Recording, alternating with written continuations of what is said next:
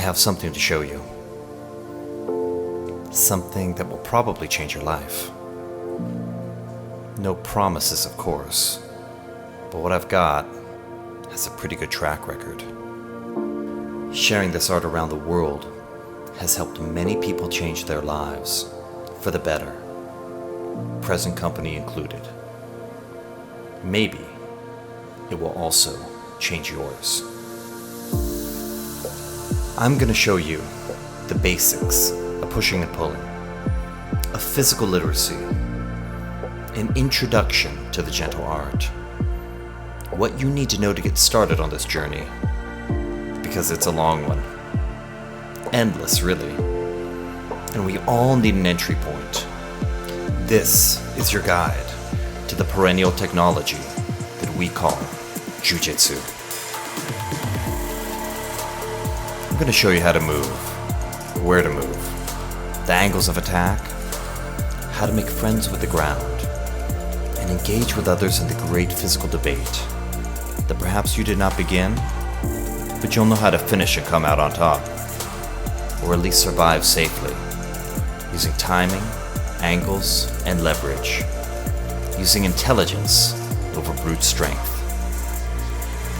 Here's how it works. Eliminate movement options from your opponent by putting them on their back, going around their legs, and isolating their limbs. Or, if you can't get around their legs, isolate one of them.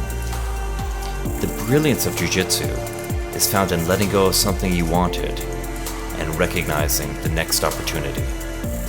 It's usually one turn away, so move what you can and use what you've got. As a beginner, your training begins with movements and escapes from the worst positions. Headlocks, the mount, the back, side control. Then I'll show you how to pass the guard and how to submit from both top and bottom positions. You'll have plenty of tools, but not too many.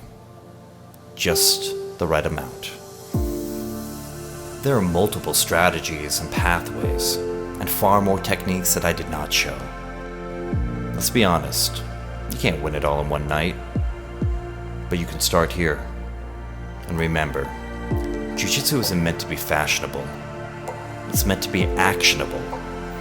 It's a voluntary challenge we tackle so that we can take on other challenges in our lives with courage, faith, and conviction. The movements that make up these techniques are like the letters of an alphabet, which you'll form into words and eventually put those words into sentences. Then you can enter the physical debate and refine your arguments against many people over many years.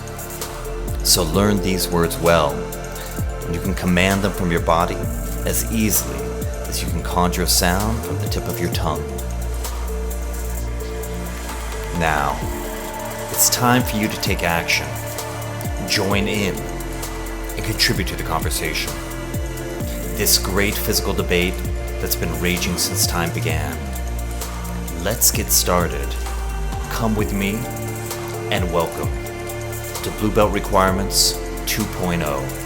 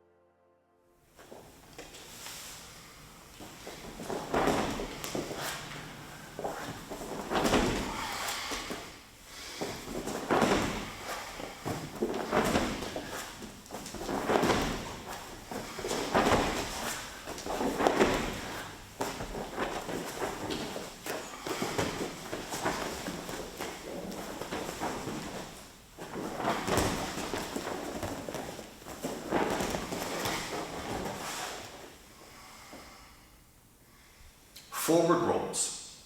Let's take a wide stance and then lower our base. Now, if there's a little bit of trepidation, with rolling and this drop from where we are, we can put our hand out, okay? I'm gonna take my extended arm and fold it through my legs.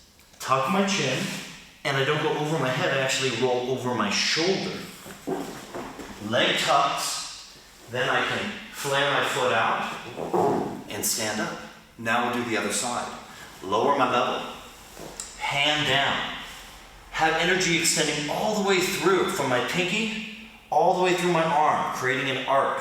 Fold through, leg is folded, comes back, allows me to elevate, and we continue. Lower your level, hand down, arm through, tuck your chin, leg back, turn, lower, hand out, arm through,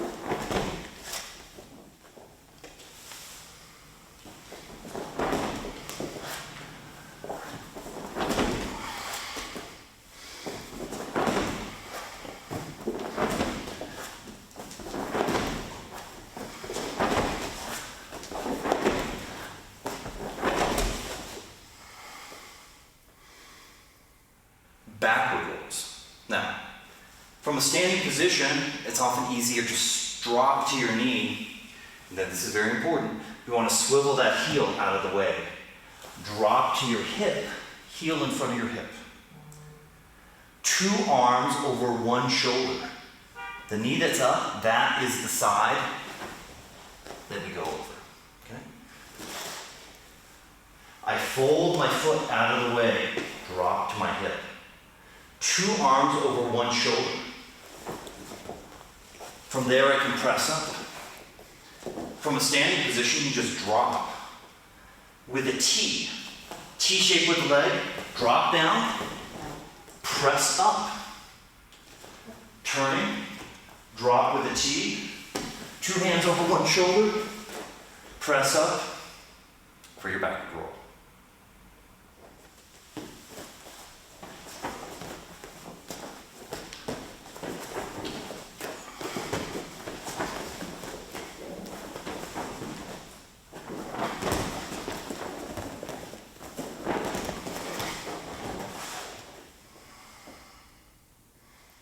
Forward break falls. The point with forward rolls is to continue the momentum. The point of break falls is to break the momentum, halt the momentum, or slow it down. So, same as before, lower level, I can put my hand out. The hand that goes down is actually the one that will slap.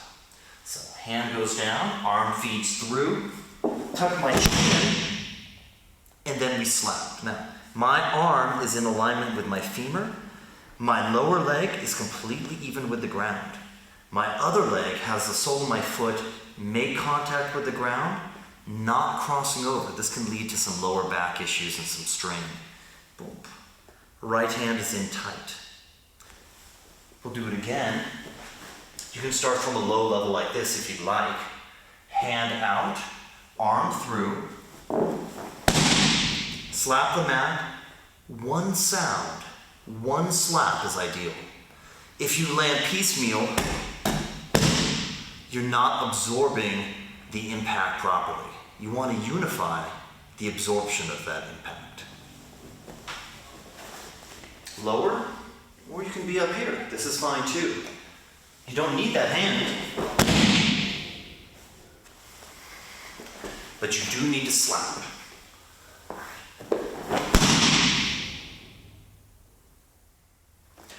Rear break falls. Going back through the center line is the first one you should learn. So you start standing, but then you lower your level. Okay? Tuck your chin, both hands go out, absorb the momentum, and then you can come up into position. Tuck your chin, come back up. Or do it from standing. Lower your level. Use the momentum to come back up. Lower, tuck your chin. You can also add a technical stand-up.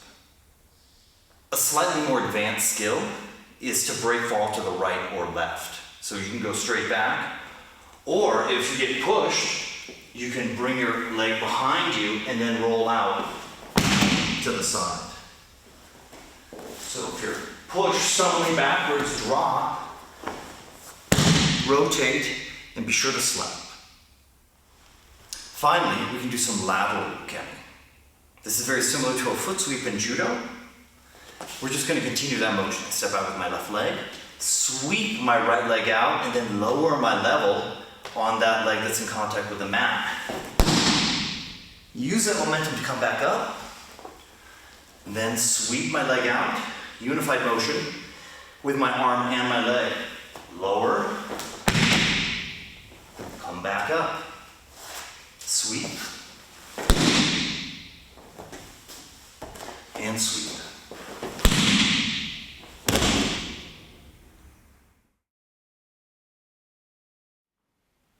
Fundamental movements. Jiu-Jitsu relies on fundamental movements that are repeated in multiple positions for multiple techniques. Essentially, you want to choose between being a ball and a cube. The ball allows momentum to continue. The cube stops momentum. Sometimes you want to be the ball, sometimes you want to be the cube. But first, you need to learn how to be the ball. One way of doing this is grabbing your gi and learning how to turn your body into a spear, using your legs for momentum. This is fundamental movement or rocking exercise that everyone should warm up with and practice. Okay. The next fundamental movement is shrimping or the snake move. I'm going to eliminate all the friction of my body in relationship to the mat. I raise my hips up so only the heel of my foot and my shoulder are in contact with the mat. Come back, lift up, push out. Lift up, push out. You can use 2 feet, or you can use 1 foot. Either is fine. More advanced variations of that shrimping motion include moving up, out, feeding the leg underneath, and pushing back. Bridge up. You can also then continue to push for a more advanced snake move, feeding the leg under and pushing up. And these are exercises designed to get you to be friendly with the ground. Don't fear the ground. The ground is your friend. You just have to know how to move in relationship to it. And eventually you can draw power from the ground. So move intuitively. Rocking. Bridging. Snaking.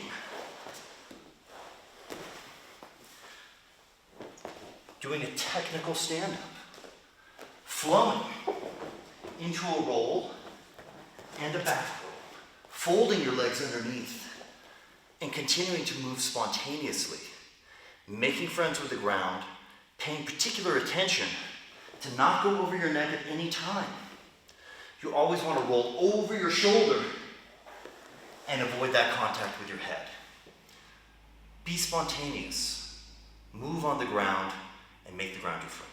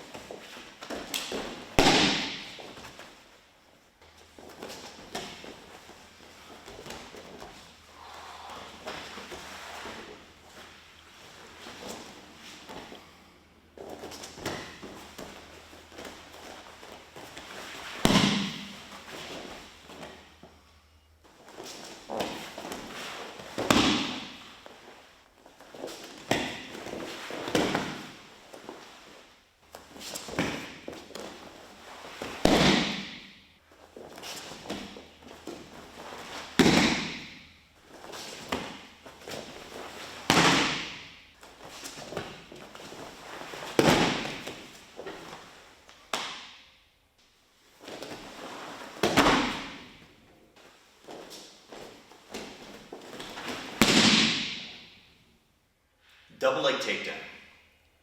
This is a simple movement, and I think a great self-defense oriented way of entering into it is having Jordan push my shoulders.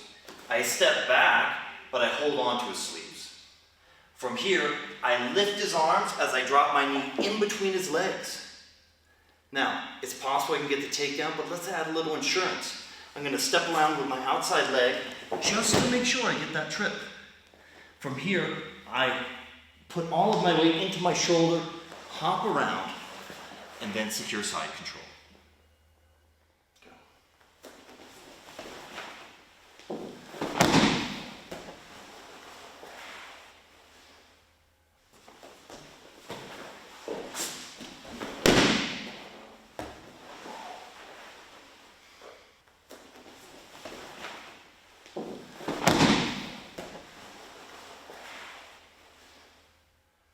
Now, if our partner sprawls as we enter the double leg, we need to change the angle. We need to turn. Pushes, I drop into it, he sprawls. Look up with your head, step, step, step, turn. Drive your shoulder into it. Bring your hands into side control.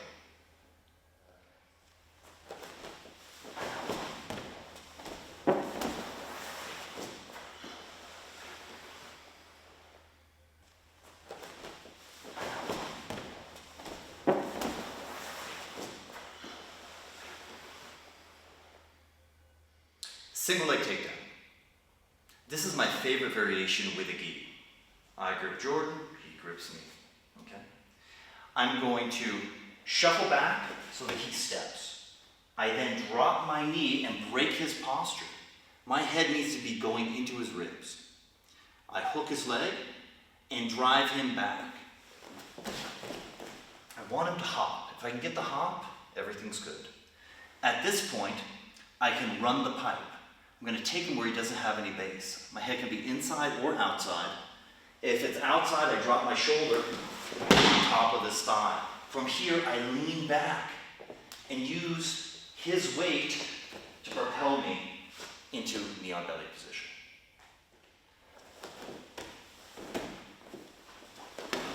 Same position. This time, he escapes my legs and flares it to the inside. At this point, I want to let go and go back on his ankle. Leave it a little bit loose. Don't try to control it here. I want the furthest leverage point possible. At this point, take your inside middle finger, trace the inside of his knee.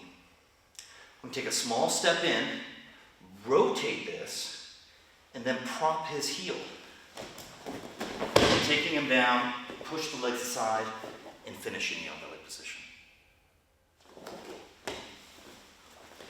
We head into the single leg. Boom. He flashes that heel to the outside. This is very easy. I rotate my toes out, heel forward. Now, I can step straight through and kick his leg out, or, if I'm a little bit more kind, I'm going to step in, but then rotate my body. And then we're in perfect position to pass or take a footlock.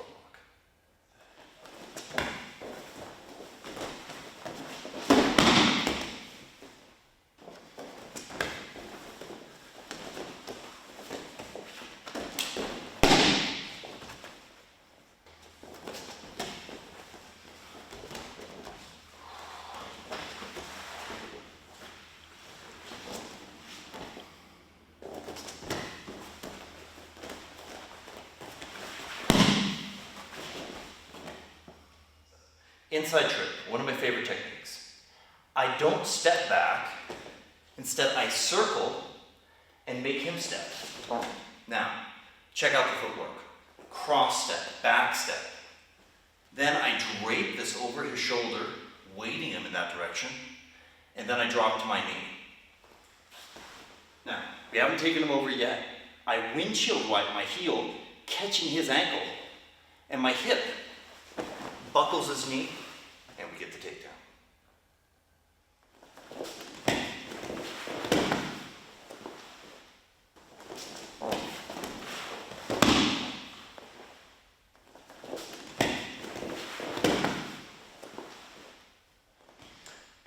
Ogoshi, the major hip throw.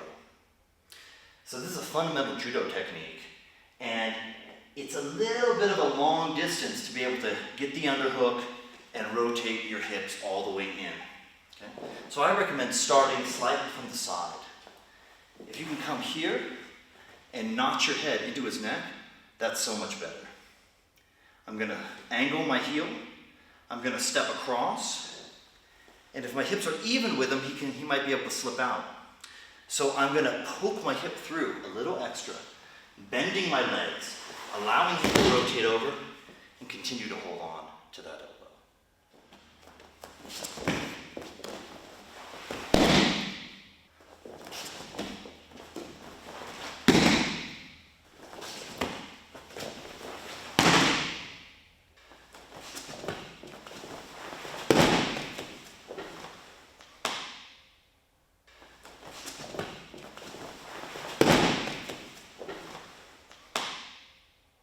Harai goshi, or sweeping hip throw. So I'm going to sweep his outside leg out from under him with my own leg.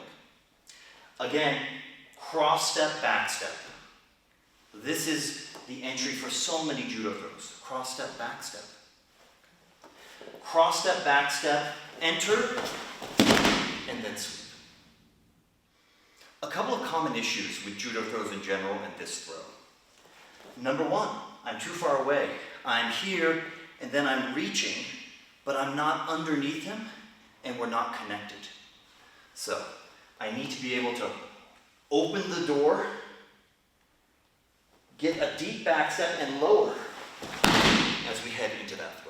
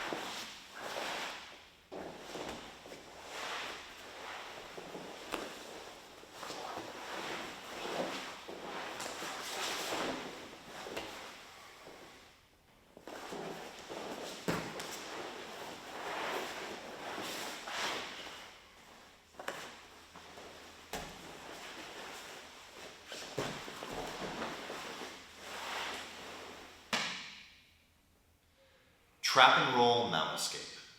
So, I need Jordan to get his hands on the ground. So I'm going to disrupt his balance, bump him with my knee, then palm over palm, break down the arm, bring it to my chest, unfurl my hands, capture behind the tricep, and then lock that wrist against my body. Okay? I want to be able to capture that ankle. If I need to, I can use my elbow. Push that down. Block his ankle, then bridge up, come over, and then be sure to block his biceps with your palms to finish the position.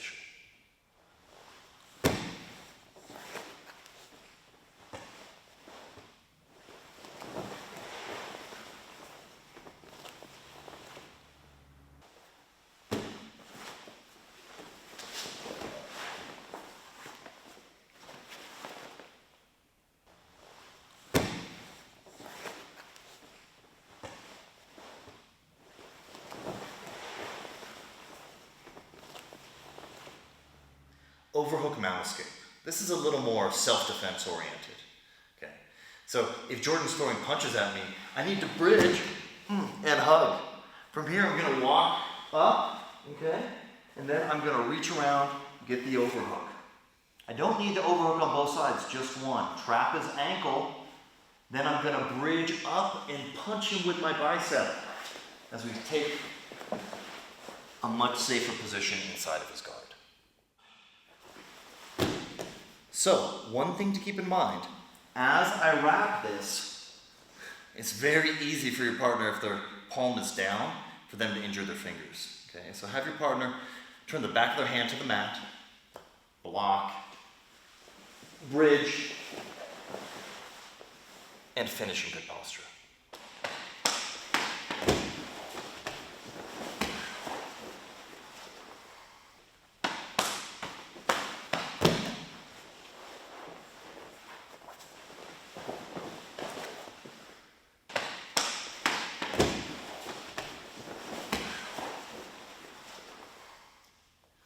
Foot drag mount escape, really useful to memorize this motion.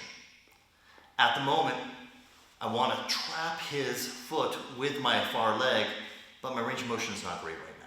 So I'm going to frame his hips and then reinforce with my elbow, okay? The elbow can go on the inside or on the top. I'm going to bridge just enough to get that leg flat on the ground, use my elbow to push it down. Pull his ankle and then guide with my elbow until I can wrap over. Now I can pinch his leg, frame against his neck. This other elbow enters to the inside of his knee. I use it to push out and insert my knee.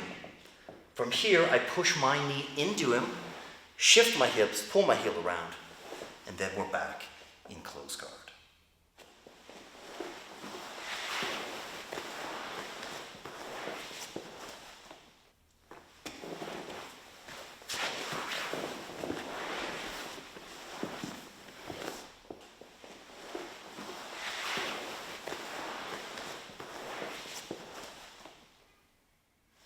Foot lift is very similar.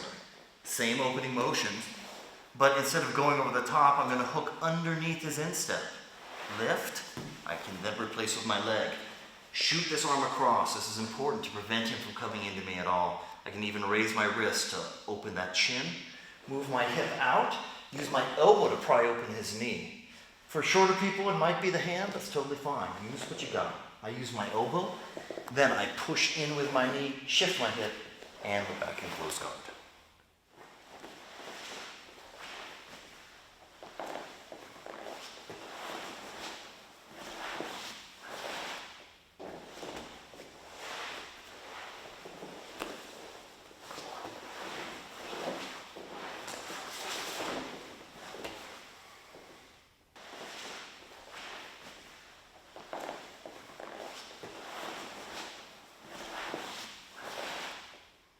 Sometimes you just crack the door open. You don't have to open the door entirely.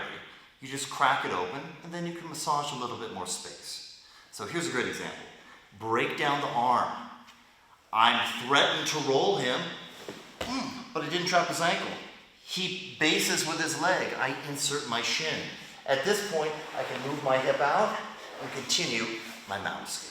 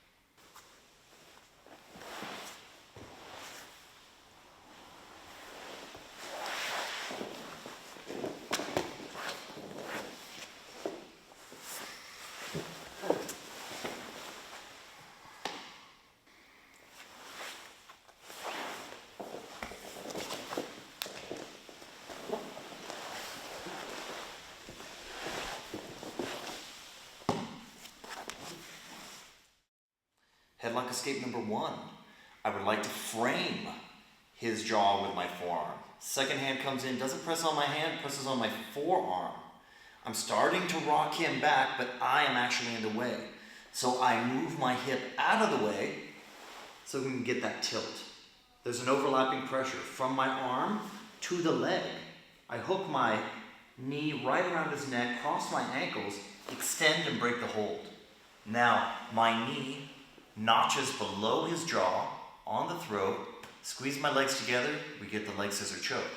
Next, move up to my elbow. Take the leg underneath his neck and bring it around into arm lock position. From here, wrap his wrist and finish with your arm lock.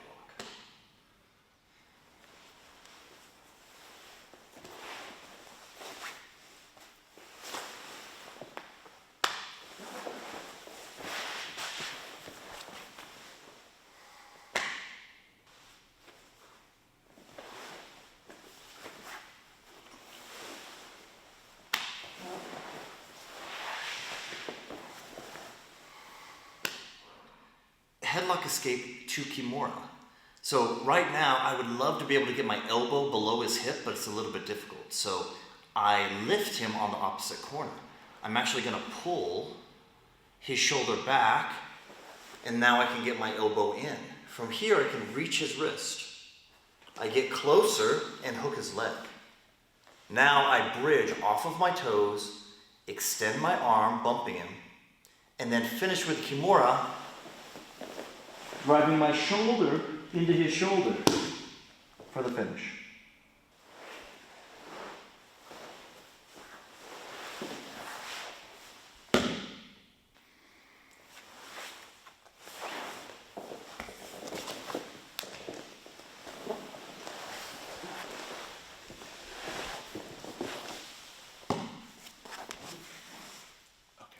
Now, headlock escape into a self-defense arm lock.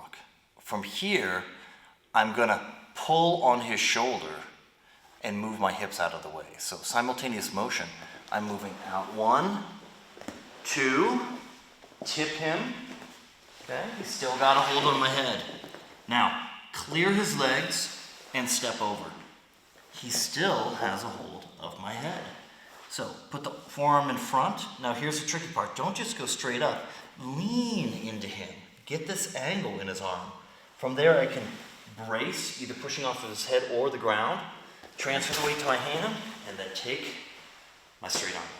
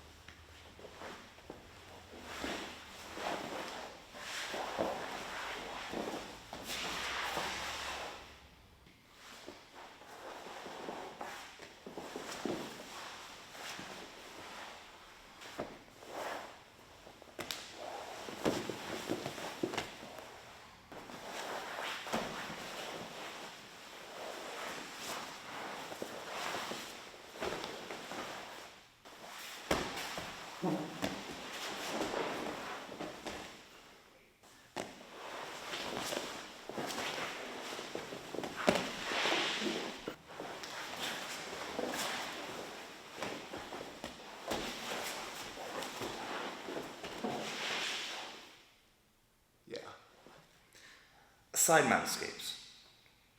The classic side mount escape involves having your arms in good posture. That means one forearm underneath the neck. Now, I'm kind of in the middle of my forearm right now. This is okay. A weaker position would be having the wrist under the neck. He can crush that. I don't have good leverage.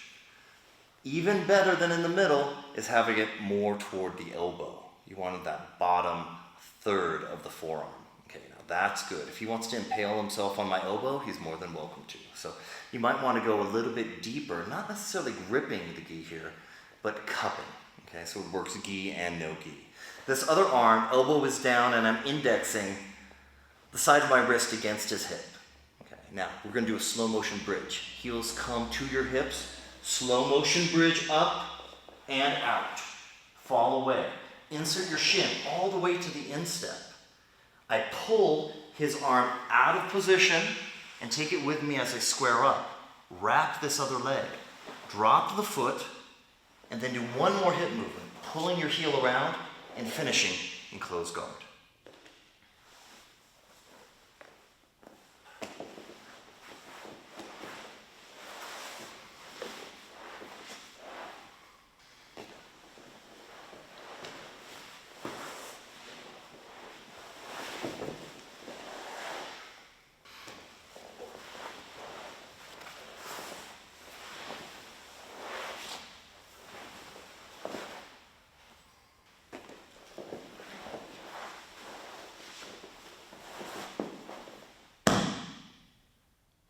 Going to the knees is an important option from side control.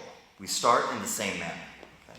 So I'm going to bridge up and out. Now, continuing to extend energy through my arm, I circle it under his armpit. I scissor my legs at a 45-degree angle and come to my elbow. I transfer the weight to my elbow, come up to my knees. Now I can do a knee tap, blocking his knee, driving forward with my shoulder, and passing the guard.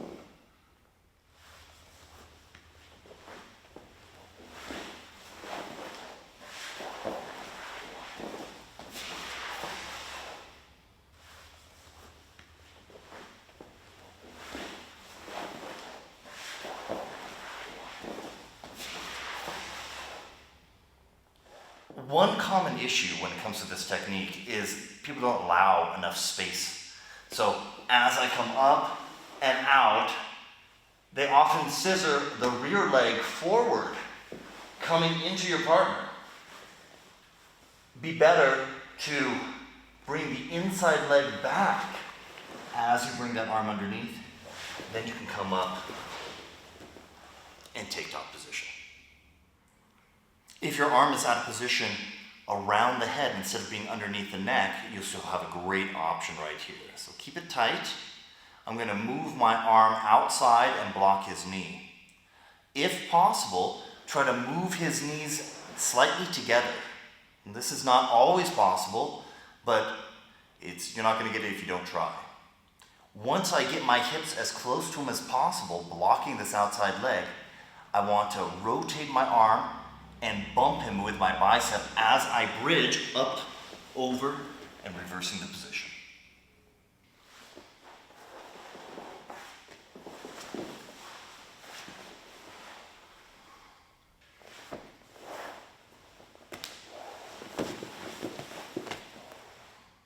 Now, this doesn't always work, but the one can set up the second technique. This applies across all of Jiu-Jitsu. I bring my elbow to the outside, I try binding his knees together, and he instead spreads them apart even more. That's okay. I drop my elbow on the inside, move my hip out, and now there's much more room to be able to go back to guard and improve my position.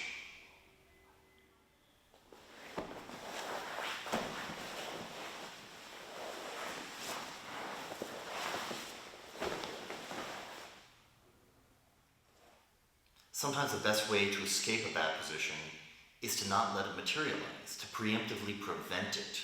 And we'll do that right here with side control. So as Jordan pushes on the leg and is passing, I'm going to block his far arm. Okay? I have my elbow near my hip. As he slides through over my leg, I position my elbow under the knee. Now, pushing him back, I walk my feet in a circle toward his feet and take him over, reversing the position. Even if your timing is a little bit off, you can still cheat that position. So as Jordan passes, he passes, but my elbow's out of position here, okay? So what I do is I use my bottom knee to bump him and feed to that elbow. Now, continue to walk your circle, extend with your arm, and you're in great position to continue the dominance. So, occasionally, you can get them to move by presenting a little bit of bait. If my arms are in good posture, I'm going to move my hip, and the bait is for him to retain more control by dropping his hip next to mine. I move my hip out, he drops his hip, and I extend on that arm. I drop my elbow close to my hip. At this point, they often try to overpower that by driving off of the ground. That gives a little bit of daylight under his leg, and then I can walk into the position and take top.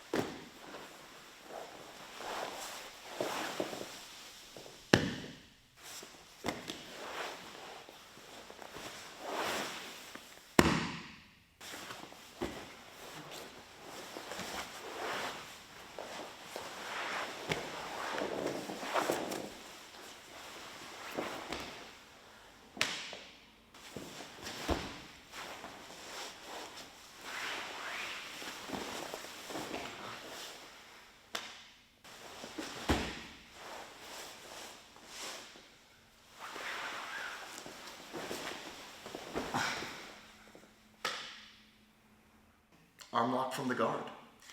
The basic move uses your first grip as a cuff grip. Second grip is going to be underneath his arm and then search behind his elbow. Okay. I'm going to put my foot on his hip, rotate 90 degrees or as close as I can get to it. Okay. I push off of his hip while the other leg goes behind his armpit. Heel actually aiming toward his far shoulder. So nice lock down here. Then I can bring my other leg over. I'm not going to cross my ankles. I want independent leg action. And old school was just raising the hip up. New school is rotating the heel out as the knee comes in, and then it takes a very small hip movement to get the arm lock. Now, if Jordan drives his elbow into my hip, we can still deal with it, but we have to make a modification here. So I need to raise the entire platform of my hip. Raise it up with my ankles crossed. As I drop my hip, I create a frictionless environment where I can pull his arm over. Then my second hand goes to his shoulder. I can control his posture, and I can also lift under his chin with my forearm. foot goes on the hip, rotate 90 degrees, push them out, leg goes over, don't cross, independent leg action, heel down, and then take my arm lock.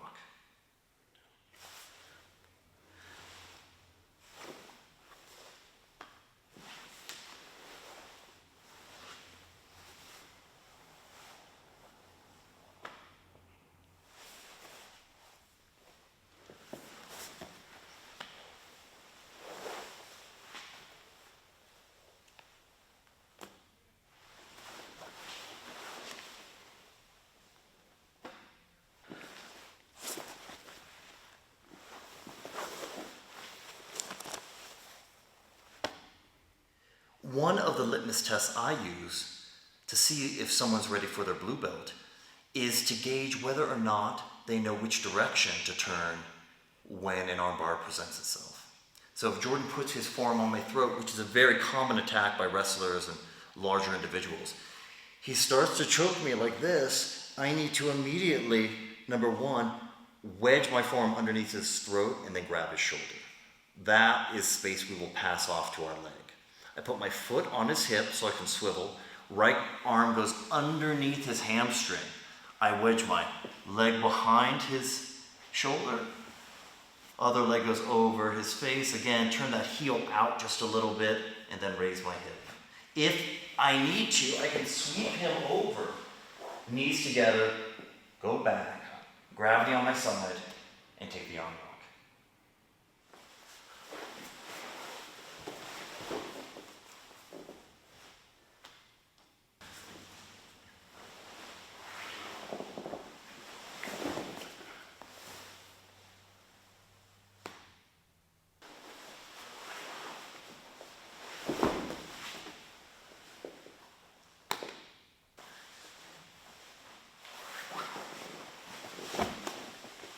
Let's talk about mechanics for a moment. Mechanics are what make your submissions tight and inescapable. The secret to reversing techniques is blocking the mechanics. Okay, so you want to understand the mechanics for the arm lock well. One mechanic is bringing your heels to your hips. So I pull my heel toward my hip around his head, other heel goes into his armpit. I'm creating pressure here. Next mechanic is squeezing the knees together. Squeezing the knees together should not be underestimated. This is extremely important both for arm locks, leg locks, and submissions in general. Okay. Now, I can hold on and steer his thumb so it's in upward position, or I can grab it and get a bite with my elbow. I find this to be superior than I have a free hand. I can also reinforce that elbow so he can't escape. So heels to my hips, knees together, lean back. And then, of course, I have all this extra range of motion if I need. So again, heels to your hips, knees together. Grab his wrist, if possible, with your elbow. Then you can either gable grip your hands together or even hold on to his leg to secure the position and finish with the arm lock.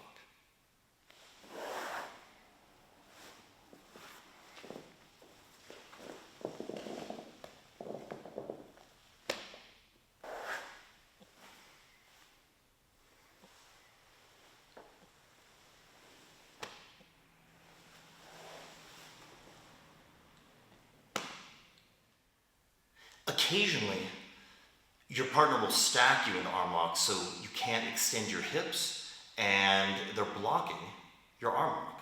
So when that happens, very frequently against larger individuals, you need to be able to spin underneath your opponent and complete the circle of the arm lock.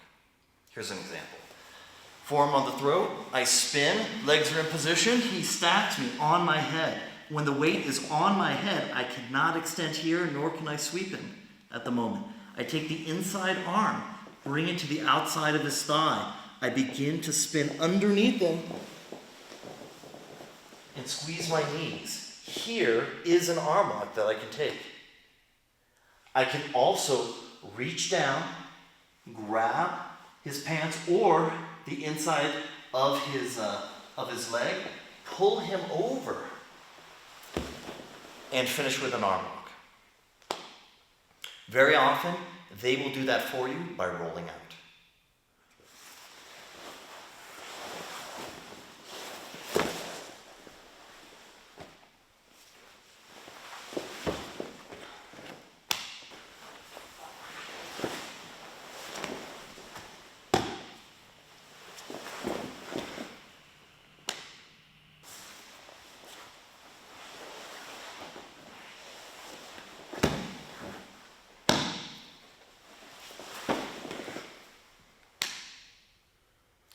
So, if your partner stacks you but not directly on your head, but still prohibits you from extending your hips and taking the arm lock, you need to redirect them to the empty corner. Here's what I mean. Forearm on the throat, rotate into position.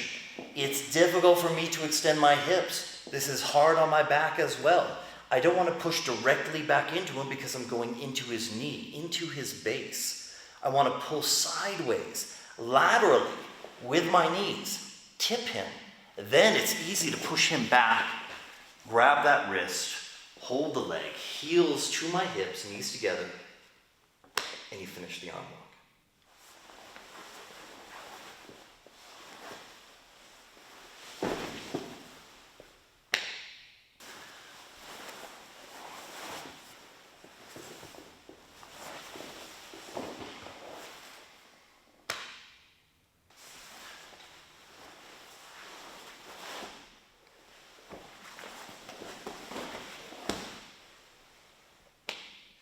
The Kimura, an essential submission.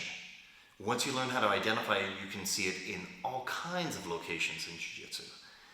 From here, we'll do it from the guard. I want to break his posture and get his hands on the mat. So I'm going to undercut his grips, pull him forward with my legs. Now, I'd like to grip with no thumb his wrist. Palm is pressuring into his wrist, fingers pulling back. Uncross your ankles. Move your hip out to the side, which makes it much more accessible to go up, over, and grab my own wrist. From here, I collapse my elbow, shoulder on the ground, and I can use my inner thighs as well as my heel on the ground to get the rotation going. I need to snake to the side 1 time, 2 times. 1 time is not enough. From here, I can either have my knee pressing down, foot on the hip, or I can cross, or I can simply hook my heel on the far side of his hip to accentuate the rotation into the submission. Now, one warning. If I'm flat on my back, you have to use your arms. That's not the point. You want to integrate your body. I want you on your side, looking at him. Pull that elbow into you, and then rotate your torso for a much tighter submission.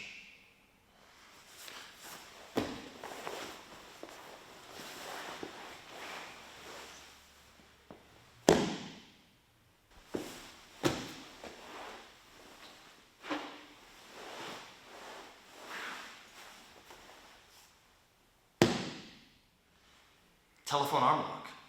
So, often achieved after you get a bent arm lock, in this case the Kimura. I'm sitting up, I drop my elbow, I'm going for the bent arm lock. He resists, he doesn't like that. He straightens his arm.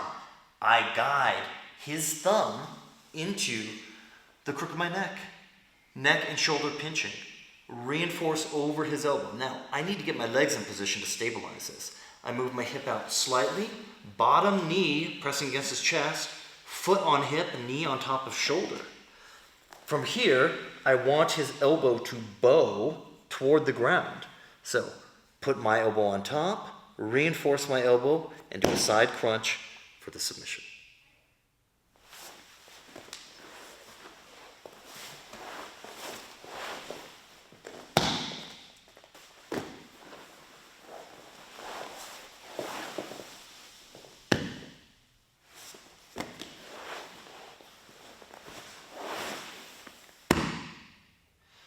We can finish with a more traditional crossbody arm lock after the telephone arm lock.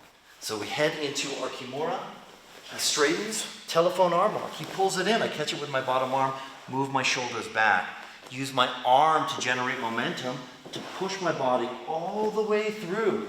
It's very important that my knees are together right here, okay? If I can't achieve this or want to rotate them, I can do an arm switch. My foot is on the back of his head. I pull his knee toward me, and then we finish with a regular arm lock.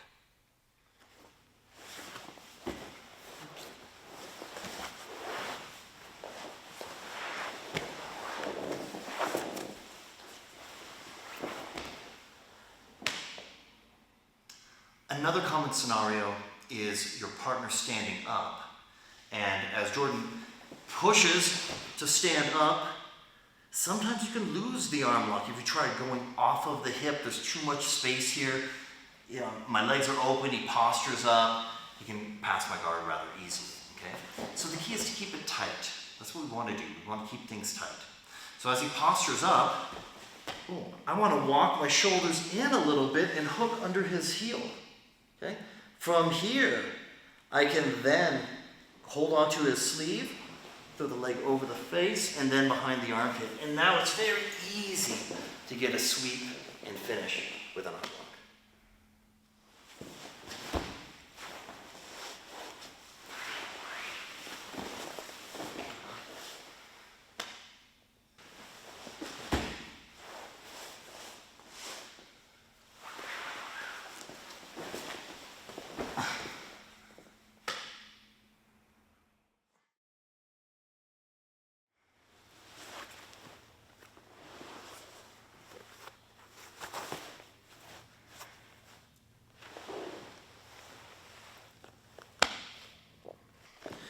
So,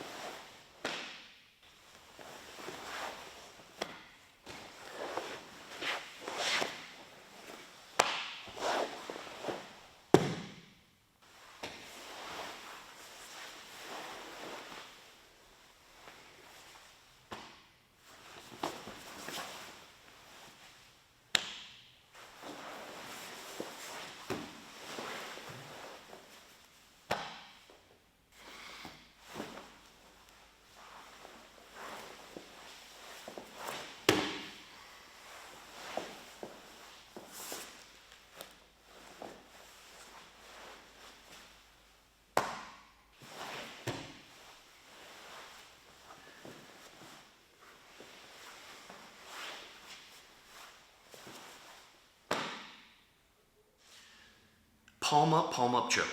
Classic choke, symmetrical choke. Not as high percentage, but critical to know. Make life easier for yourself. Lift that collar. If you just reach for it, you'll end up shallow. But if you open the door, it's easier to enter. So shoot this up so the curve of your wrist matches the curve of his neck. Have to go deep. Search for the tag. Now, from here, I'm gonna open up his chin just a little bit and shoot my arm underneath. Okay, I don't need to go really deep immediately, but if you enter and then start to move your hand up, that's even better. Now, my elbows should stack in this position, okay? If my elbows are out, it's gonna be very difficult to get the choke. They're already flared. I want to stack my elbows on top of each other. So much better. I come back to center line, I pull him in, I open my elbows, and then finally I roll my wrists in for the submission.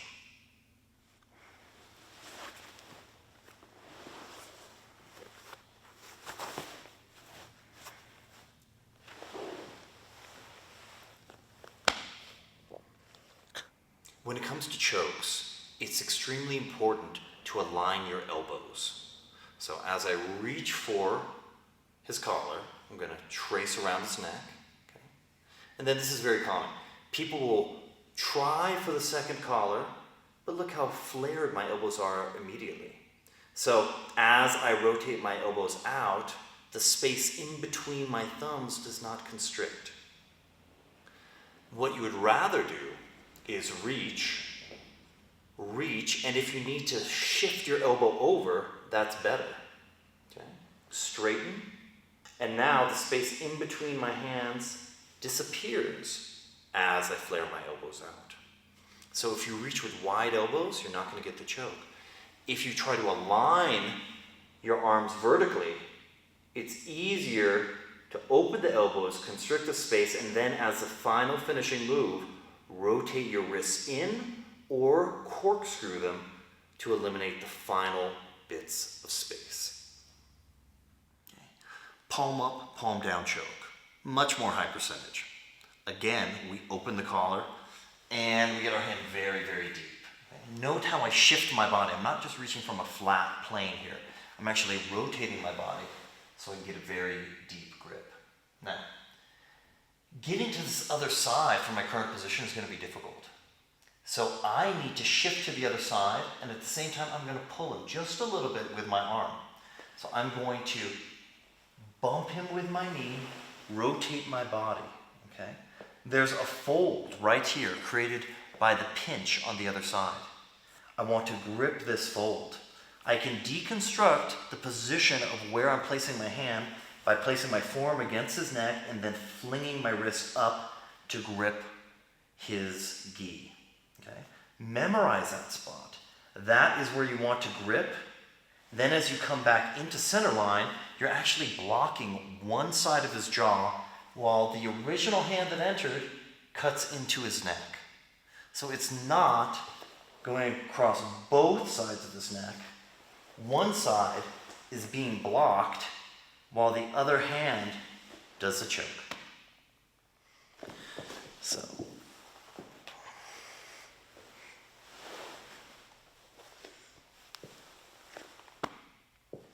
sometimes it's a little difficult to reach that side or it's too obvious. So you can also come up and grip. Then when the time is right, you switch to the other side. Your hand is in the memorized position. Block his jaw, and then come into position. It's always preferable to get a choke up top, then pull him back into your guard to complete it.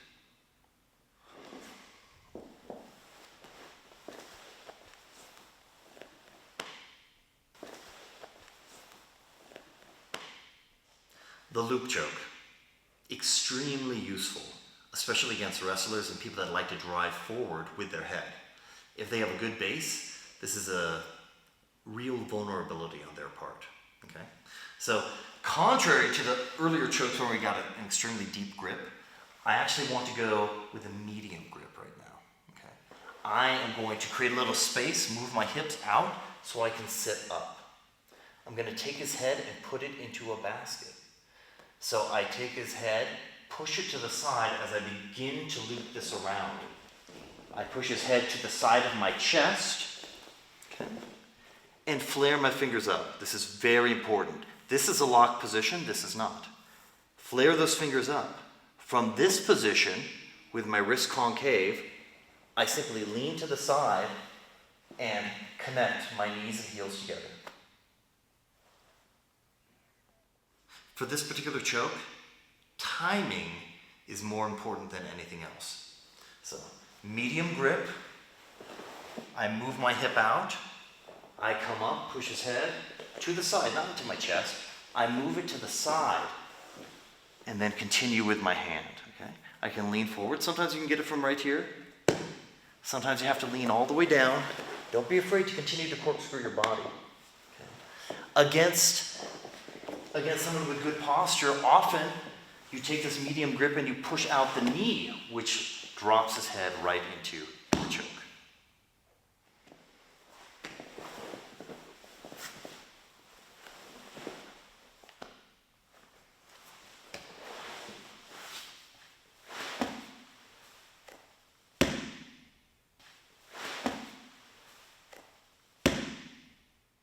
The triangle choke, one of my favorite techniques. So our goal is to have him retract or extend one arm. So one arm and his head are trapped in between my legs. Easy way to do this is to pull. He pulls back. I stuff that against his chest. Foot on hip, elevate my hips. Come down, and if I can get a rotation at the same time, even better. Okay. Now I lock my leg. My instep is right underneath my knee in position. From here, I point my toe up, flex my calf, rotate my leg out, and finish with the triangle. There are many ways to get into the triangle choke. Pulling and having him pull back is one way. I can also begin to move out. I move my hip out, use my knee to push his arm out of the way and get him tilted toward me slightly. From here, I use the back of my calf to help pivot my body into position. Okay? Now, lock up my legs. So, we have the triangle, but it's not quite tight enough. What I'd like to do now is make an adjustment. Grab my own shin close to his head.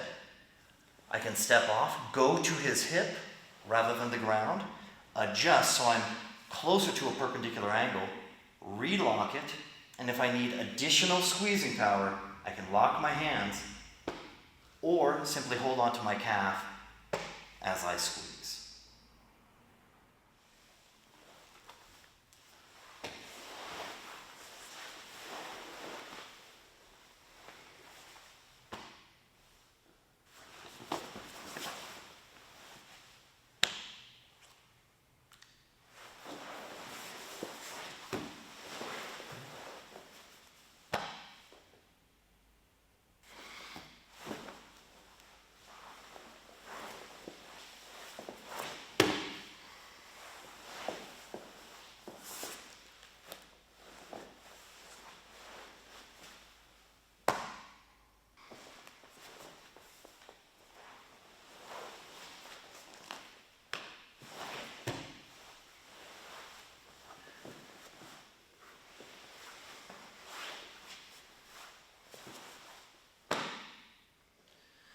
Guillotine choke.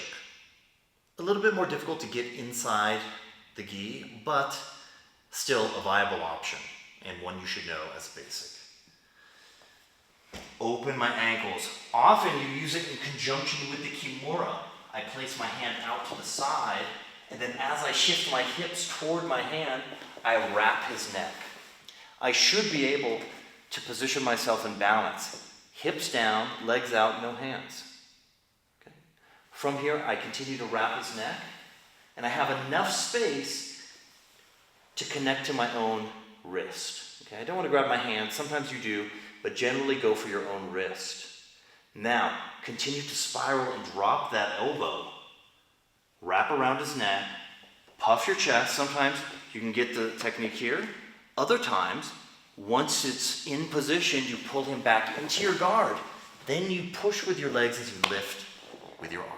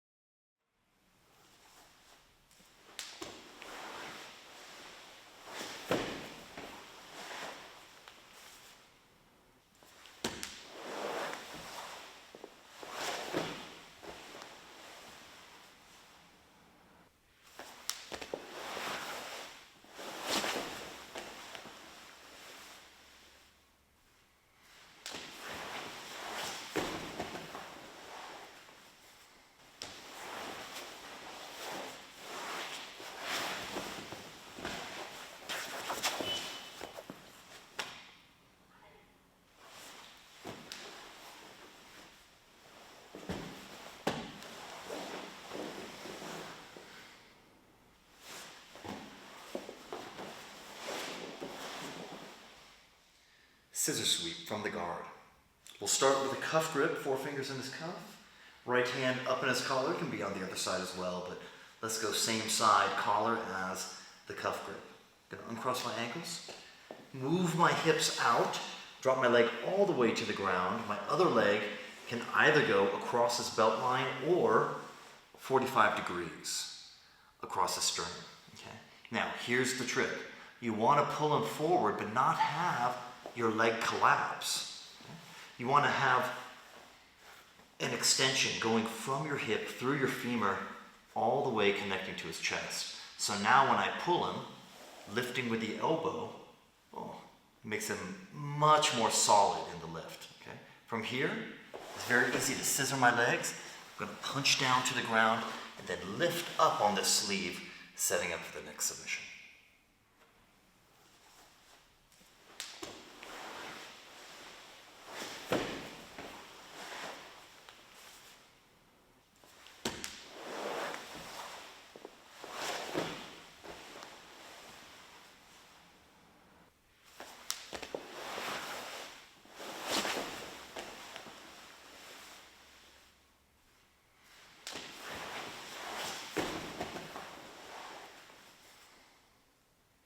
Sometimes we need to follow up to the scissor sweep, even though we're doing everything correctly. I uncross my ankles, I move my hip out, I slide my shin across his belly. I have a very firm instep with my right foot. I'm not lifting with my wrist here, I'm actually pulling back with my shoulder and elbow, but then he widens his base. Okay, now I don't have the sweep that I had. From here, bring your knee up, push out on the knee, take him over, and then finish in top position.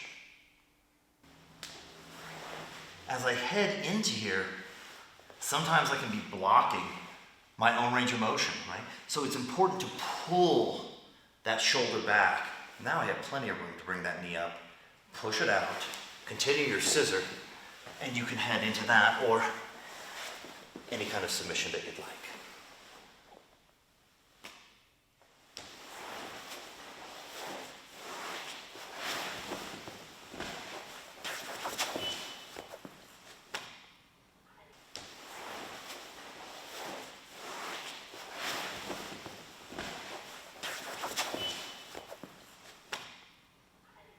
The hip bump is a fundamental sweep. I need to get his hands on the ground, then I move my hip out. I can come up as if I'm going for Kimura, or I don't have to link it with another technique at all. I can swim up over the shoulder, then get my hand behind me. For a similarly sized opponent, you can be on your elbow, but I always recommend coming up to your hand so you can get more elevation with your hip to push into him. From here, I'm going to swipe out that elbow. He can't regain his base, and then take him into the mount position. One cool variation on the hip bump sweep is going into it like you normally would. I'm going to get a cross grip on his cuff. I move my hip out so I can sit up effectively. Come to the hand, hip bump, but I allow him to catch his base. At this point, I'm already leaning into him and having him tip. So all I have to do is pull that out. He thought he caught his base, but I get the sweep.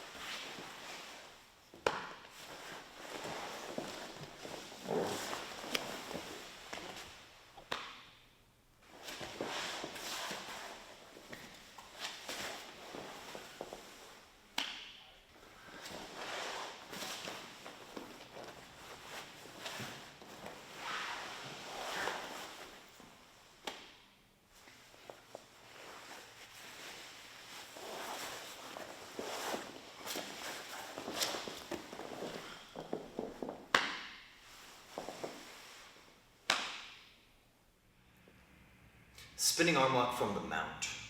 This is a basic technique that allows us to explore the idea of weight transfer. And it's a great self-defense technique as well.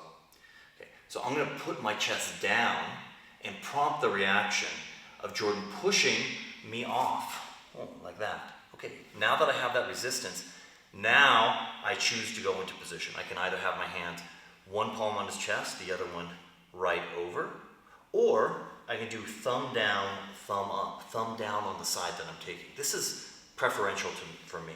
Okay? Transfer the weight into my hands. Slide my knee up all the way to his head. My belt is in line with his shoulders. From here, I keep my heel on the ground as I trace in a circle. Pull my heel toward his ear. Now, I hook his wrist, transfer the weight to my right hand, small circle with the heel, fall back, and then I can take my arm. This can also be practiced with a little more momentum.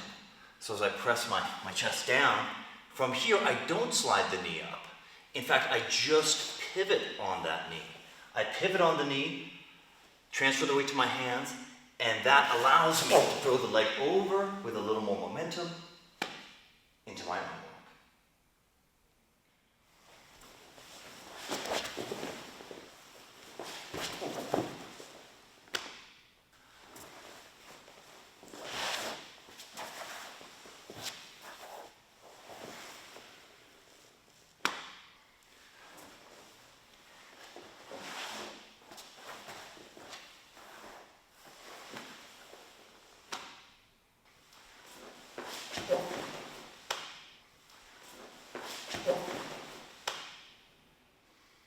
Americana for mount. Here, I'm going to take my palm and put it right on his wrist. Okay? Second palm goes out to the elbow. I'd like to use my body weight, so I'm going to spread my knees and open, pressing down. I would like to get his wrist back into his shoulder where it's weak. Drop my elbow. Okay? Continuous pressure right here. Slide underneath, grab my own wrist, and at the same time, my rear heel is going to hook that leg. Now I drag his elbow down as far as possible and lift for the Americana. Very often they'll straighten that, so in order to finish I need to back step and then clear to side control. Whew, he doesn't like that, so he rolls it down. At this point, press up, pull his arm back into you, cupping at the tricep, and get your forearm on his sternum. Now it's spinning arm lock. Hand goes out in line with his belt. Extend from your rear leg while you swivel and pivot into position. Heels pull in tightly to your hips. Slide up, knees together, and finish your arm lock.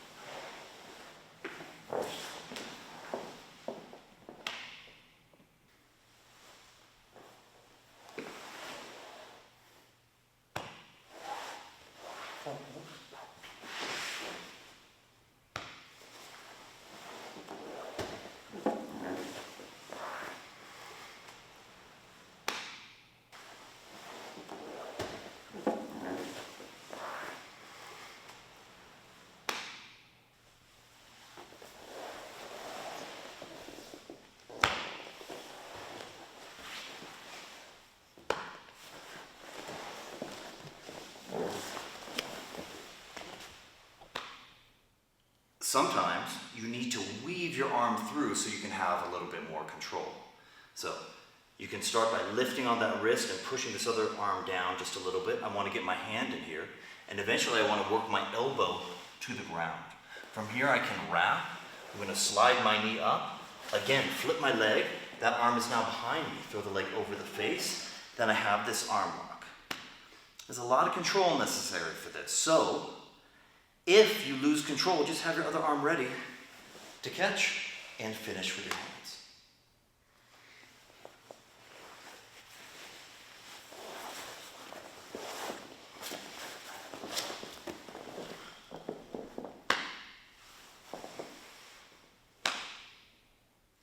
It's also very common for your opponent to switch their arms So it's more difficult for you to lock the arm that you intended.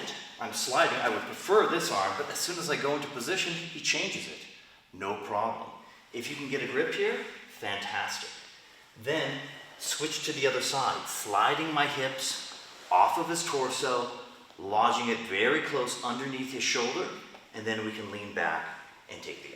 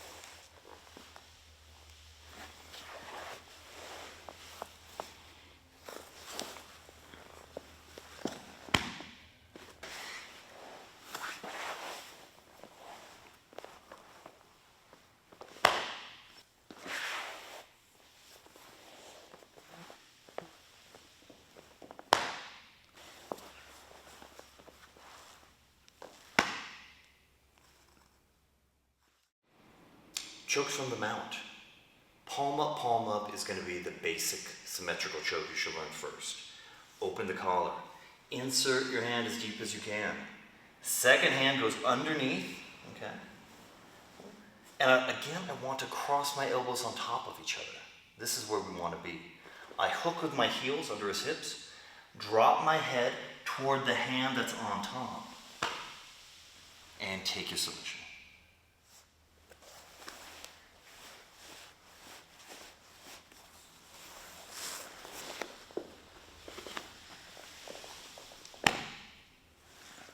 Palm up, palm down choke. This is a much more high percentage choke from both the guard and from the mount. Okay, so insert that first hand, and if we need to pull up a little bit and keep feeding it, that's great. Okay. Second hand comes over. Now, you want to grip the gi right at the shoulder as close to the neck as possible. Okay, if you further out the shoulder you go, the less aligned your elbows are and the less leverage you have. So you'd like to be able to get that very, very close. Okay. I'm going to, again, straighten my elbows, come down, whisper in his ear, again, head going to the top side hand. There are a number of variations that you can do with the palm up, palm down choke. So we're here, I can do a shave choke variation where I drop my elbow, bring it across his jaw, then go get my grip, again, hooking with my heels, and get my hips a little bit closer to my hands, creating more pressure for the choke. Alternately, I can insert my hand, and I can also move his head with my elbow. Really good leverage at that point. From here, I can insert my thumb, straighten my arms, and then come down into the choke.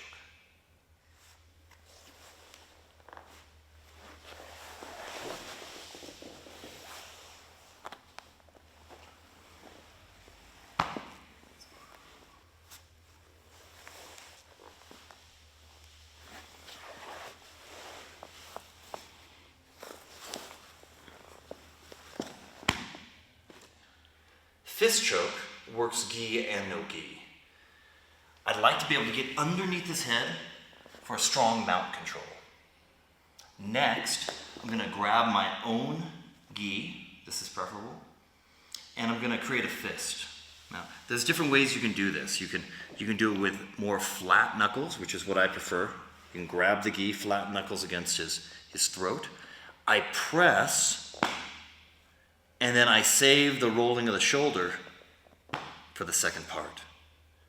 Alternately, I can use my knuckles here. Get it right in his neck. It's exceptionally painful.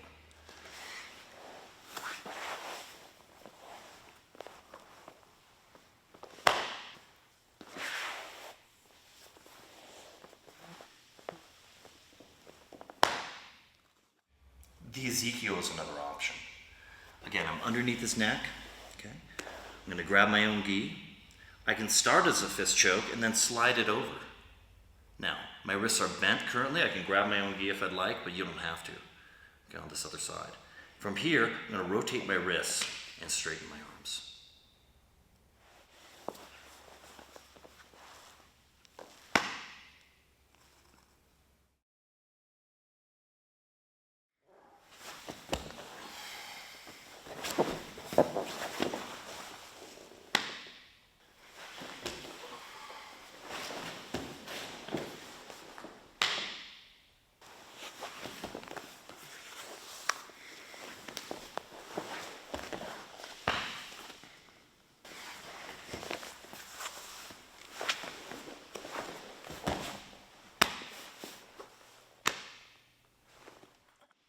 Side control. Transition to knee on belly. Insert my thumb behind the collar. My other hand frames in his hip. I pop up. My foot can be in contact with the mat, but the majority of my weight is actually in my shin going across his belt line. I can also vary the angle of my knee depending on how mean I want to get, but typically this is a more compassionate angle to have. Okay? My outside leg can float anywhere from his head back to his hip. Totally fine. Now, typically, he will initially want to push there and hip out. I want to scoop underneath his shoulder, okay? My forearm is on his sternum. At this point, my hand goes out. I'm going to swivel in this space. Even if my shin goes low in line, that's totally fine because I can always adjust and bring my shins up together, squeezing his arm and setting up for the arm lock.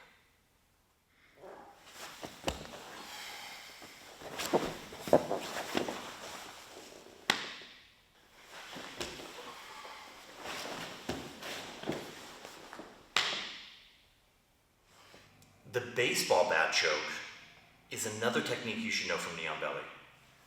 I go into my position. If he pushes up from side control, I want to float to knee on belly. I want to blend with his resistance. Okay, so I have one thumb already inserted. Other hand, you can start kind of shallow and then work your way in. Drop your elbow on his sternum. Okay, from here I pivot. My knee that's across his belt line kills that top arm. Transfer the weight to the knee, and then I pivot. Now, this arm, the one on off his sternum, comes down. I drop my head in the nook right next to his hip, and I straighten that thumb in arm. Now, if I bring my head to the other side, it's even tighter. Depends on where you want to end up. Continue to straighten that arm until you get to tap.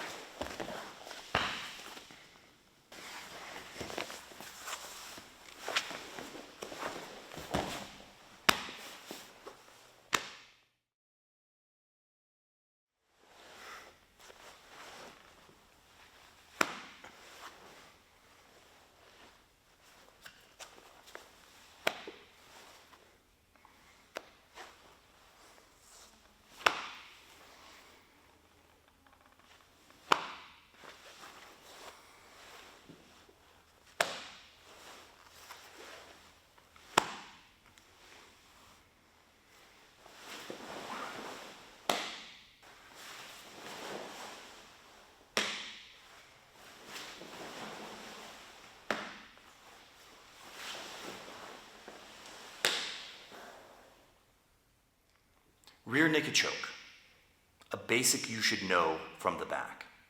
So go ahead and get your seatbelt position. Punch your arm through, crook of your elbow around the center of his neck.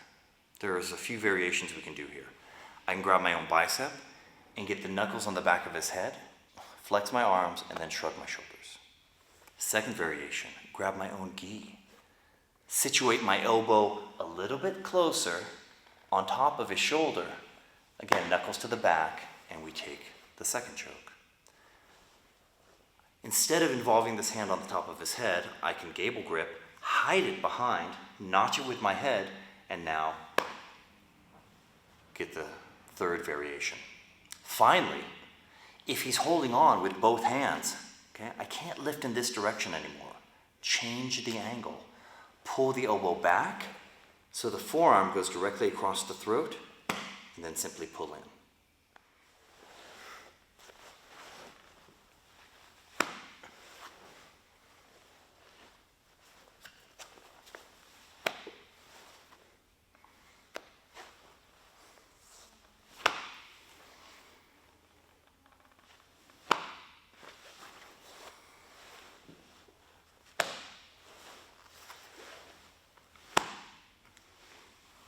So much of Jiu-Jitsu is learning how to turn 90 degrees in relationship to your opponent. So, from here, we can head into an arm lock by stepping off, pulling on the arm, and then pushing on his head. I replace the arm pressure with the leg and fold out into the arm lock. Then we can repeat on the other side. I'm here, I step off, I pull the arm, push the head, replace, turn your knee in, and then finish with the arm lock.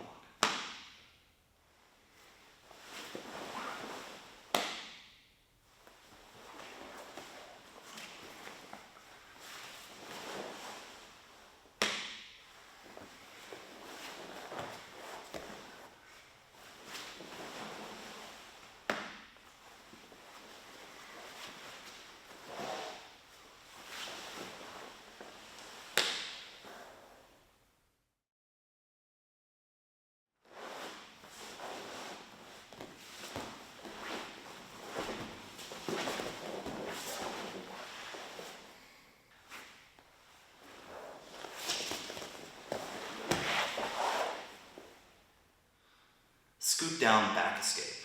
So I'd like to lower my hips, and if you notice, I'm preemptively preventing him from getting the full seatbelt position. I've inserted my hands into my collar. Okay. So he can't secure that. I'm gonna pull myself down. I elevate my hips and drop my shoulders more toward his hips. I have a little bit of tension on his leg. I straighten one and shift my hip over to the side that I just cleared. At this point, I can drop my arm, hold on to his leg, scissor, and then change the position.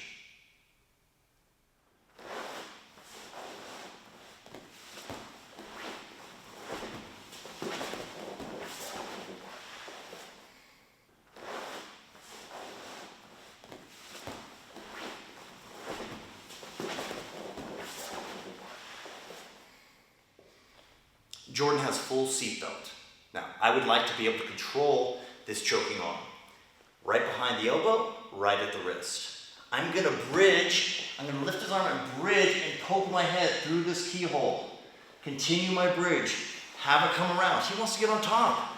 Block the shoulder, move your hip out, and come on top, if possible. The key concept with beginning Jiu-Jitsu, whether it's taking an armbar from the guard or escaping back control, is turning perpendicular. Right now we're in line. I want to get my shoulders on the ground and turn perpendicular. So as he starts to put this on, I dive to the side and then drive my shoulders on the ground. Now, sometimes you can push on the knee, but as he tries to come on top, if you can hit that shoulder, it's a little bit better, and it gives you the space to continue into a better position. One of my favorite back escapes is grabbing the head. It's a convenient pull point to change your position. So I reach up, grab his head, clear this hook, and then I simply do a shoulder roll over the back and take top.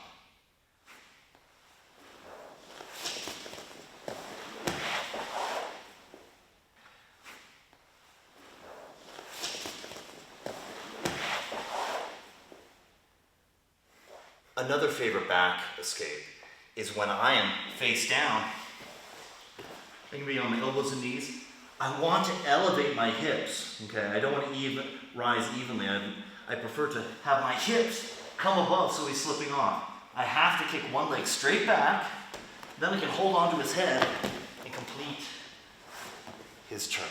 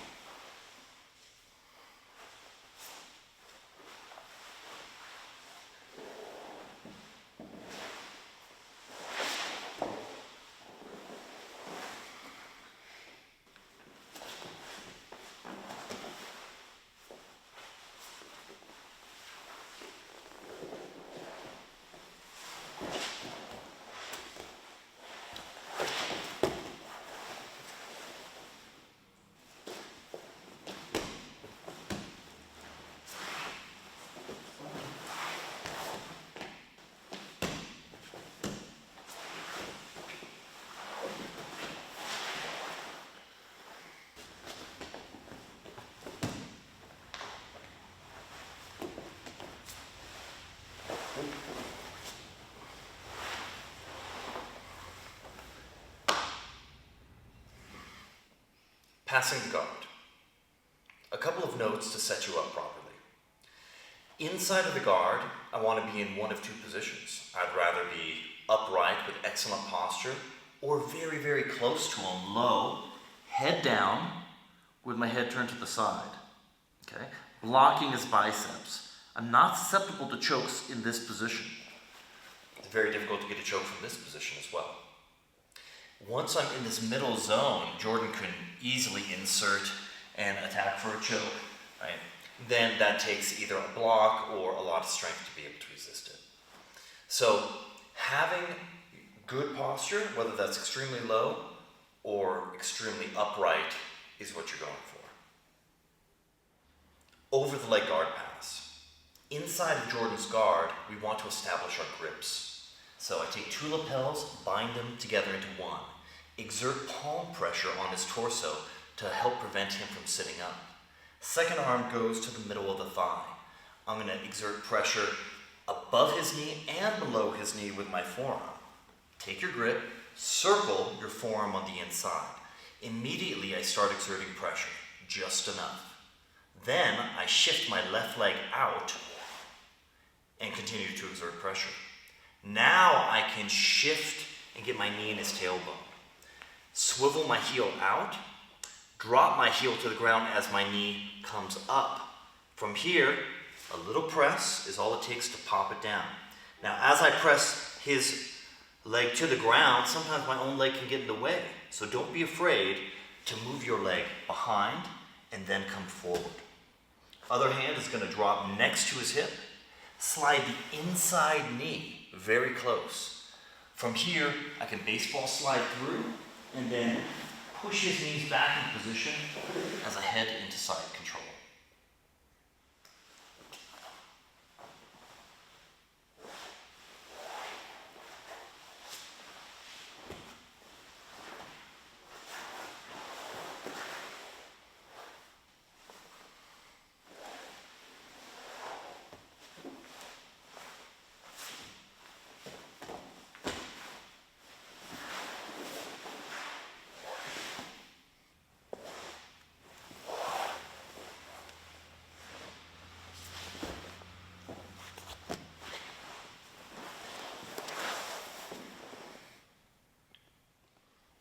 Under the leg guard pass, we're going to begin the same way. Circle my forearm on the inside, want to exert pressure with that forearm at all times.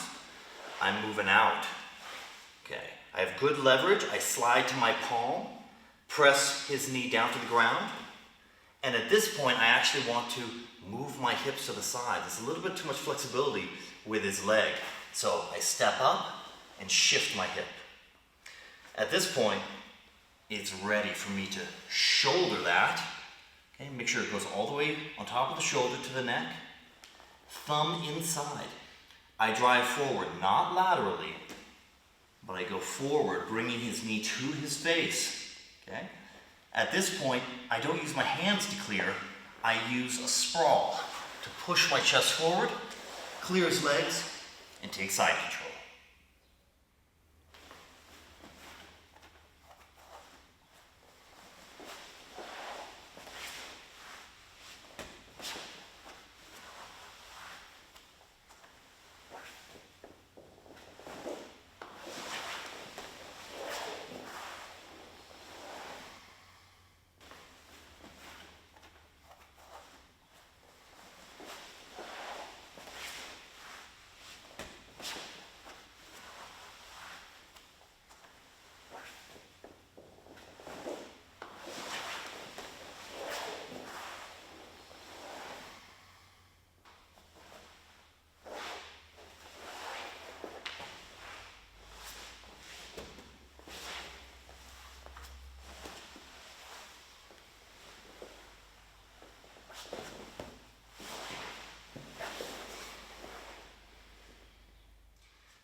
It's very common to encounter resistance with a straight arm lever and the palm of his hand on our hip. So we don't want to obligate our hands to clearing that. We use another part of our body. I come into position, push this down, hip shift, come underneath, bring it to my shoulder, he blocks. He's blocking. First way around this is to simply wiggle my hip. Get a good angle. Hit his wrist at an uncomfortable angle and take side control.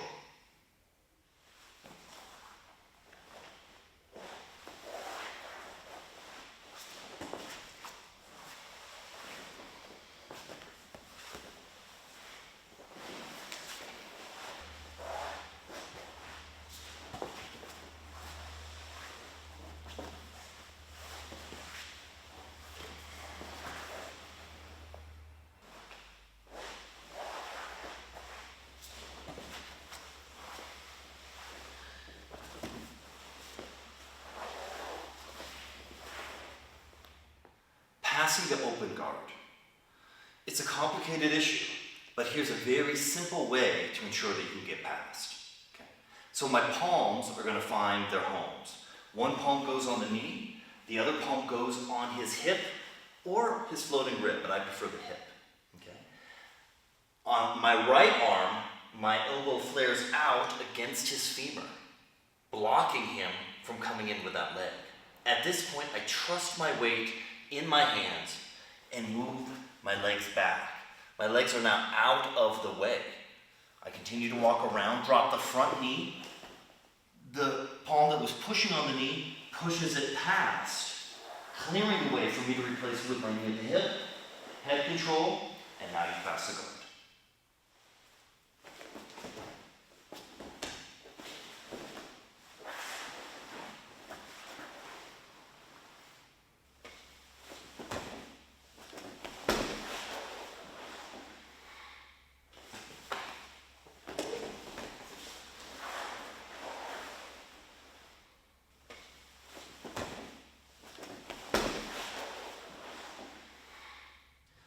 Sometimes you lose connection with that outside elbow.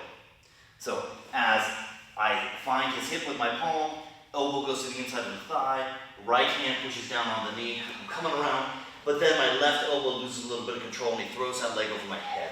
Okay? Here I do a hand switch, cup his thigh, baseball slide through, turn the corner, and now I pass it up.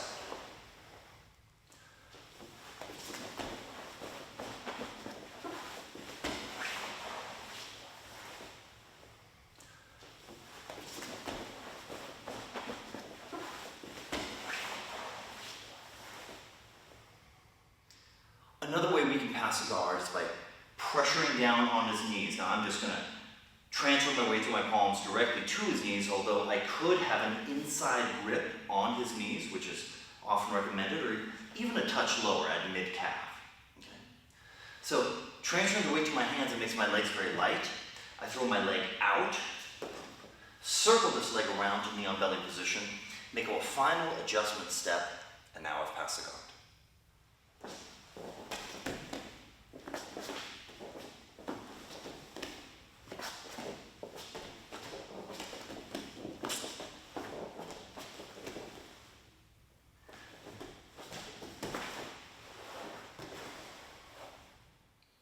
Against somebody with a really strong closed guard, you can't always open it from the knees. Sometimes you have to stand. Okay? So I'm going to gather 4 fingers in the cuff, double press, 2 hands pressing into his wrist, and now I can stand up on the side where the arm is bound. So step up, and immediately posture. Okay? I'm going to be pulling up, exerting pressure with my elbow above the knee, engage my hips. From here, I can often pop this open, going off of my own hip, or occasionally I need to push down on the knee. At that point, I can reach underneath, bring it to my shoulder, sprawl out, continue to hold on to that hand until it's no longer useful, and then take side control.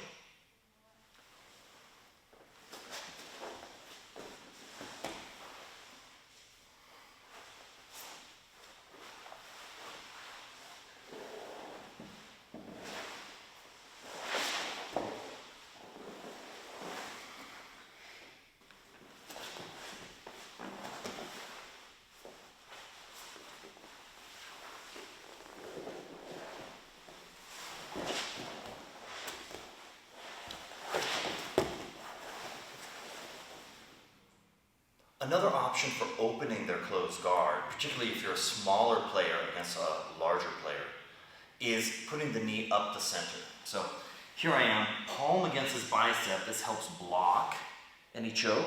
Okay. Transfer the weight through the hands. I'm going to jump up. Okay. And then I'm going to get my shin straight up and down underneath his tailbone. So that requires me kicking this out and then connecting with the floor. Now, go back. The knee should split the legs right in the center, and then you can go left or right.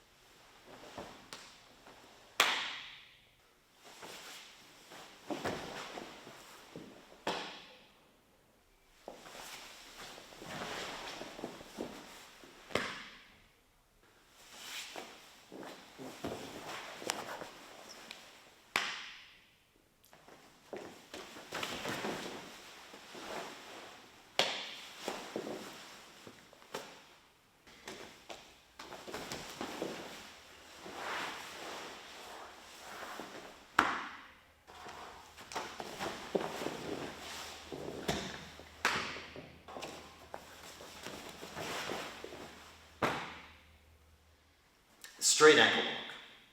Let's look at the leg positioning. Inside leg is going to go underneath his hip with my instep.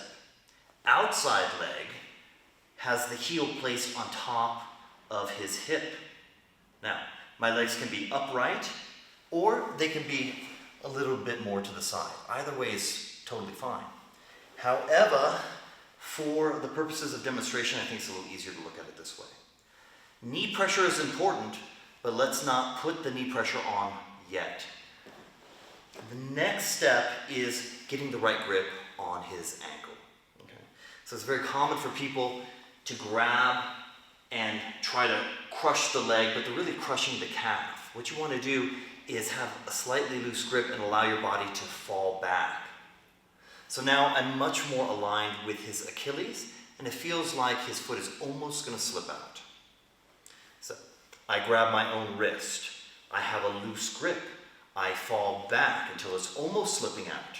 And then I make 3 movements. All the way in, all the way up like a guillotine. I want a V shape here with my arm. And then all the way back is rolling the shoulder. Now, once I get that tightness, all the way in, all the way up, all the way back, I take the slack out. Now I can scoot my hip in slightly and squeeze my knees together. Roll to the side if you'd like. Arch the upper third of your spine and have a nice tight ankle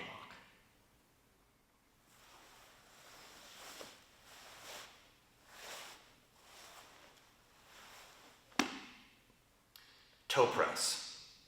Similar positioning with the legs, except instead of encircling his ankle, I'm going to sit up and ride my palm until it rests just on his instep. Okay? My pinky should be roughly aligned with this little toe. At this point, I want that knee to pop up just a little bit. I eliminate the slack and make that knee pop up. My knees come together, and this is very important, I fall on my shoulder. I want to fall on my shoulder, squeeze my knees together, and then extend that upper third of the spine for the submission. Again, for the toe press, legs squeeze together. I rock up and then extend his instep with my palm. My arm should be at 90 degrees, and my shoulder has to hit the mat. From here, I extend with the upper third of my spine as my hips go forward. So, rock back, and the palm pressure creates the submission.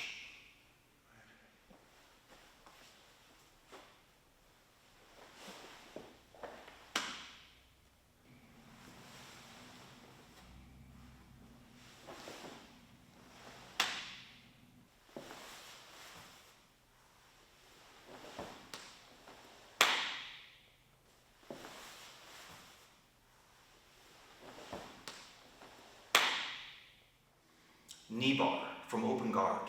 This is a great position to practice it. I want to scoop with one of my arms and then push away the other leg. So I'm going to scoop from the inside and get his Achilles right in the crook of my elbow.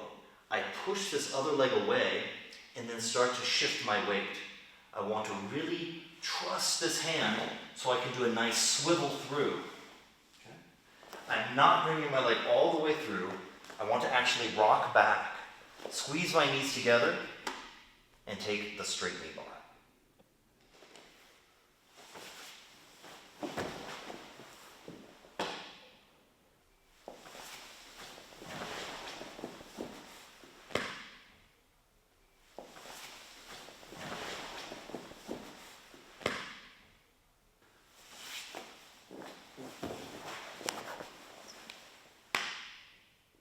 The heel hook is an important submission to know. You need to be aware of it in case you ever get caught in it. So, I'm going to have a similar leg position. I'm going to rotate my inside knee in while still keeping pressure on his hip with my heel. I'm going to trace back with my elbow and rotate my upper body. I push down on the toes, which elevates that heel. I want bone-on-bone connection right here. I'm going to go into a gable grip. I support my first hand with my second hand. I rotate my wrist and make sure that heel is coming up toward my chin. At this point, I can rotate my body, but also I'm going to rotate my body back as I also go to the side. I'd like to make a point about the heel hook. The heel hook, while it might be considered an advanced technique, it's extremely important that you know when you're in danger. So, my knees are squeezed together, and I'm going to transition from an outside heel hook, which you should be aware of. It's easier to get that rotation. We come into position. I have it right here. It's very tight. I release. When I square back up and pop my hip, I can push it into an inside heel hook, which you should also be aware of. This is a very, very powerful technique, and you should tap immediately if ever caught in the position. Then going back, I can pop, rotate, and then head back into the heel hook one more time. And you can make a little drill of this, outside to inside heel hook. The threat of a heel hook can lead to a knee bar. This is one simple combination. So I head into a heel hook, he rotates, I slip that bottom leg through, and then I cross my ankles. From here, holding on to his heel, I thrust my hip forward and take the knee bar. I teach a universal footwork sequence to enter into leg locks. So from an open guard, I like to pick and push. So I pick this heel off of my hip, I push his knee out of the way, and then I often bring my leg back to completely clear that outside leg. So, pick, push. The leg that stepped back then goes underneath his hip. From the heel, I grab the knee to ensure that my hip and his hip can stay relatively close. I lean back and immediately exert pressure with my tricep on his foot. From here, we can go into any of the foot locks that I just showed. For example, I can move my hip back, insert for the straight foot lock, and then slide my hip back in. I can also sit up for the toe press. Drop my shoulder on the ground, extend my upper third of the spine back and hip forward. If I go inside with my knees, from here I can scrape back, get the heel hook, take it, If I go back to center line, pop my hip, and guide the foot, I can enter easily into an inside heel hook.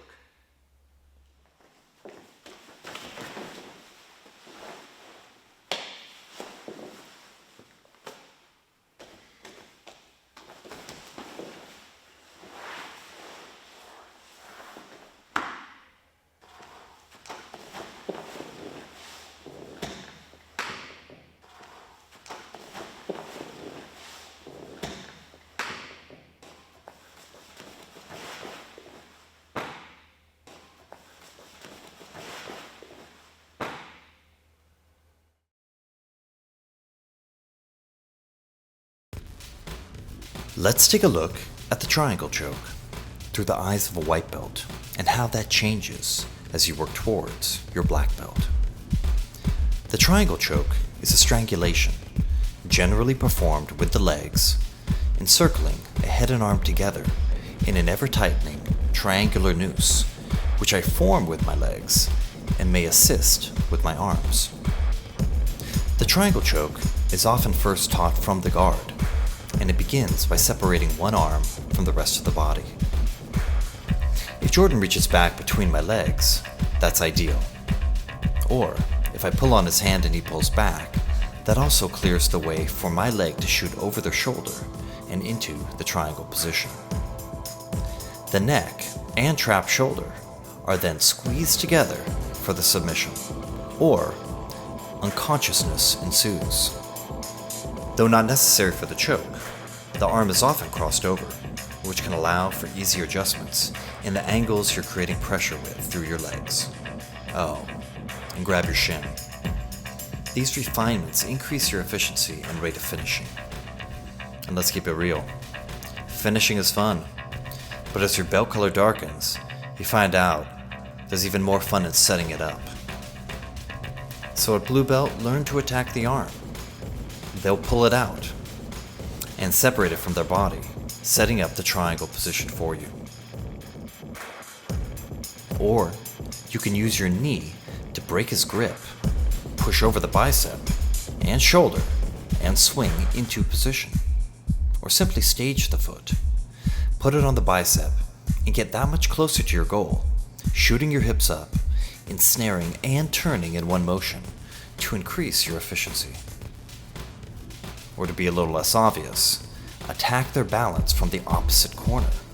Knock him towards you, then shoot your leg over. Let's throw a choke in the game. Go for the guillotine. We attack the neck. He pulls his arm in to protect it. All Jordan needed was a reason to go where I wanted him to. At purple belt, you're making things easier by leaning into your guard game. Angle yourself out and work your knees into the mix. You should always be positioned to attack, which could mean slipping your shins into a triangle, or an omoplata to a triangle, or perhaps a triangle to a wrist lock. Don't underestimate the wrist lock. Brown belts do more off-balancing. Everything's a probe. You might attempt a hip bump, but allow them to catch their balance. Their arm separates from their body, so slip the leg under, and the triangle is waiting for you. Or off-balance them with a sweep.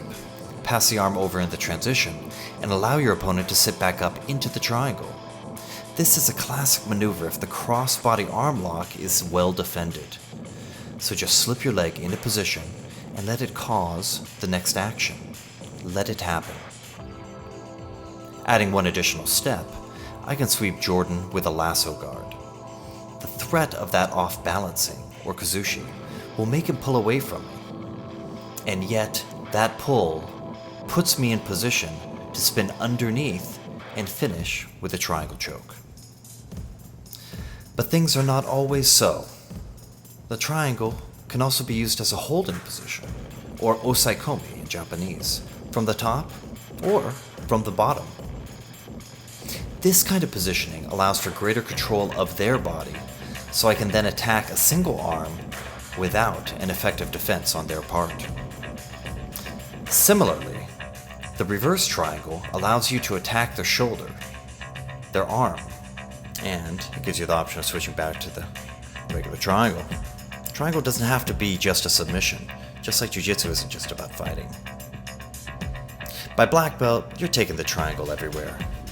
You can get it from the mount, from the back, from a stiff arm by your opponent, which practically begs the triangle. That is, if you choose not to attack for the arm lock, which is also there. Or just jump guard and shortcut to it. That's what the black belt does. They move boldly and see opportunities everywhere, where others might see obstruction. The triangle is a teacher. It helps you think systematically and understand the chain of causation. Once you see the chain and learn to master the setup to what you want, success will inevitably follow. This is what you're training for.